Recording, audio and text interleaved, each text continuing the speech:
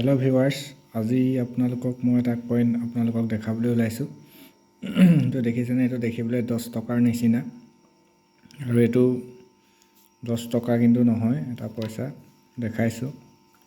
এইটো চাওক, 1950 চনৰ এই কইনটো 1950 চনৰ এটা কইন হয়। ইয়াত কি লিখিছে আপোনালোকে এবাৰ ভালকৈ চাওকচোন,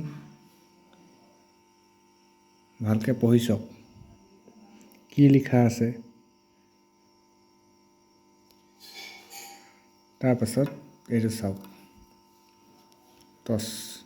10 লিখা আছে।